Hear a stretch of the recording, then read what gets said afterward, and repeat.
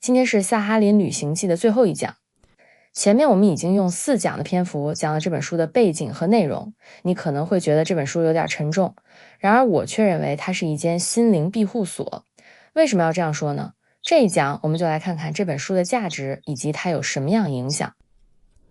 今天假如你像我一样是一个非虚构的资深读者，那么你读萨哈林旅行记会有2个强烈的印象。一是很多地方远超非虚构写作所需的水准，大师的才华闪耀其中。二是在整体上，这部作品天真未着，明显的缺乏提炼。如果契科夫是我曾经工作过的机构中的一个记者，那么我不得不战战兢兢地建议他，也许可以把一些信息挑拣一下，合并一下，再提炼一下。作为最早的非虚构作品，最早的调查报告，萨哈林旅行记不可能有后来的作品那样的成熟度，这一点不难理解。它的价值在于开拓性，只有回到契科夫所在的时代，我们才会明白这有多么不可思议。从契科夫出生到他去萨哈林这个时期，正是俄国的现代转型期，称为大改革时代。从1861年亚历山大2世签署解放农奴宣言开始，内容包括地方自治改革、军事改革、城市改革、财政与金融改革、教育改革和司法改革等等。同时文化审查制度放宽了，因此陀思妥耶夫斯基、托尔斯泰一代作家迎来了创作高峰，遭到流放的政治犯也少了。在现代化的破晓时分，很多国家都有过一个或长或短的朝气蓬勃的时期，俄国也在这个行列之中。那么俄国的现代化转型成功了吗？在这里我们只能说契科夫看到的景象就是俄国的进步过于脆弱。他经历的现代化进程就像在暴风雪中生火，每当火苗跳动几下就会被落下的雪块砸灭，剩下的就只有漫长的寒冬。俄国的现代化转型为什么难呢？简单说，因为文化的分裂。所有谈论俄国文化的著作都会提到一个众所周知的事实，俄国文化一面向着欧洲，一面向着亚洲。有2座伟大的城市，彼得堡是欧化代表，莫斯科则是本土俄国的象征。有2种心灵，如高尔基所说，一种是西方心灵，一种是东方心灵。有2种饮料，茶和伏特加。有2种舞蹈，举世无双的芭蕾和淳朴快乐的乡村舞。俄国也在2个愿望中摇摆，一个是走向现代，一个是保持本国的独特价值。很显然，当时的德国更倾向于后者。而要保持独特价值，就要强化区别于欧洲的部分，这其中就包括东正教意义上的基督的爱与救赎，也就是强调苦难和牺牲。这样的倾向没有好坏评价，但它一定不是现代的。所以俄国更适合产生陀思妥耶夫斯基的死屋手记，适合产生托尔斯泰的文学，适合产生列维坦和列宾的绘画，适合产生悲怆交响曲。这些作品的关注点不在于事实本身，而在于事实激起的情感陶醉。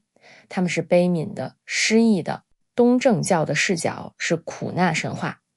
这些我们在第1讲也提到过。当然我们不是说这些作品不好，只是说他们不是现代作品。而萨哈林旅行记呢，咱们前面已经说过了，它是调查报道，是一个现代观念的产物。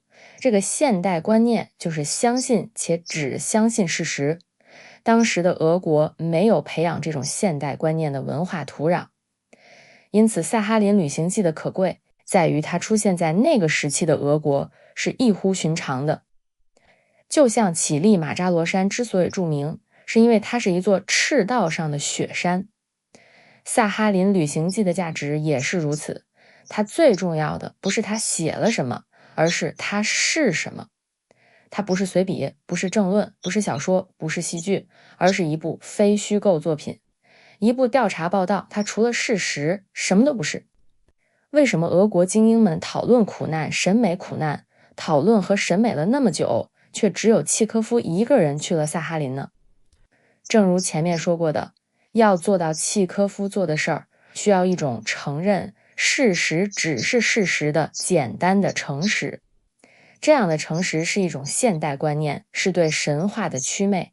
展现这样的诚实，在任何时候都需要独立思考和道德勇气。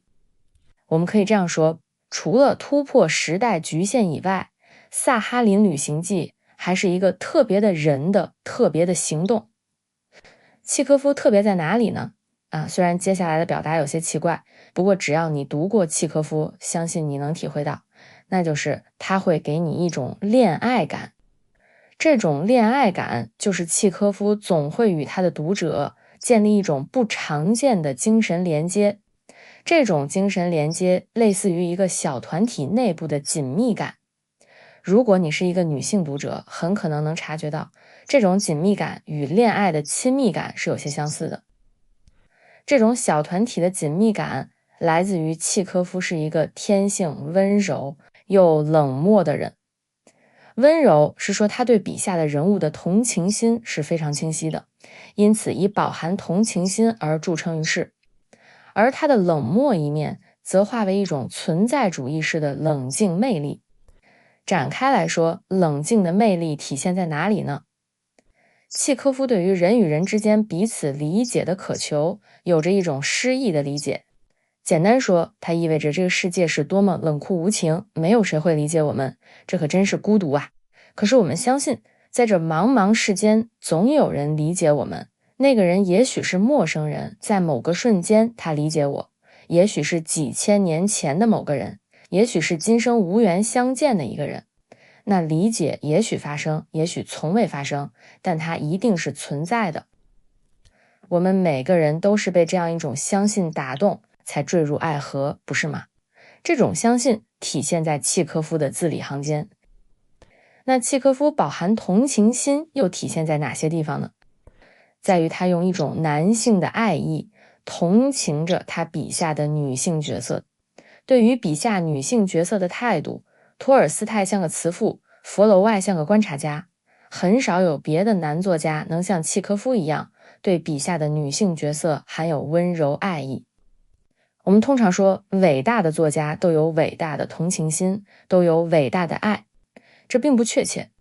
伟大作家的同情和爱其实更该叫对全人类的悲悯。通过他们辽阔无限的同情心，我们同情的是世间的所有人，契科夫同情的则是一个个具体的人物。我们同情他笔下的某个女人，并不是因为她让我们想起了自己，或者让我们反思人类的命运，而是因为这个女人遭遇了具体的不幸。因此契科夫的同情也不是同情，而是关心。当我们把自己带入故事中的人物时，感到自己被他专注地注视着，而不是被一个心量广大的文学大师俯视着。这种关心如此令人感激，读者的爱意也由此滋生。萨哈林旅行记的出版像高爆炸药，在俄国知识界和社会上引起了巨大的震动。普遍认为它的巨大社会影响力是促使沙俄政府在此后的10年之间里逐步废除流放苦役制度的重要因素之一。萨哈林旅行记也开创了文学家写作长篇调查报道的先河，成为后世作家表达社会关怀的一个范例。从这个角度说，奈保尔的印度三部曲，索尔贝楼的耶路撒冷去来，马尔克斯的一起连环绑架案的新闻，村上春树的地下等等，都是沿着契科夫开创的道路在前进。萨哈林之行也改变了契科夫本人。如果没有萨哈林之行，他肯定不会写出《第六病逝》这样分量十足的作品。如果不曾见证惊人的苦难，契科夫的温柔又冷漠的性情也许不会真正被激发。所以至今仍有无数的读者钟爱着萨哈林旅行记，对他怀着永远的尊重，也怀着一种紧密感，喜爱着契科夫。法兰克福学派的代表人物之一本雅明说过一句话，如果历史天使向过去飞去，他将不得不捂住眼睛，因为一切都太可怕了。但就是在这个催人泪下的世界上，我们生存着，一路寻找着。我们寻找着什么呢？我们寻找着某种清凉的慰藉，疗愈灼热的心病。我们寻找温柔，寻找良知，寻找道德勇气，寻找一种诗意的精神连接。它意味着茫茫人世间一定会有人理解我们，即便这种理解从不出现。如果你是这样的寻找的人，那么翻开《萨哈林旅行记》，你会发现它就是一间心灵的庇护所。当你离开它的时候，也许可以像契科夫一样，在行动中创造自己。好，我总结一下这一讲的内容。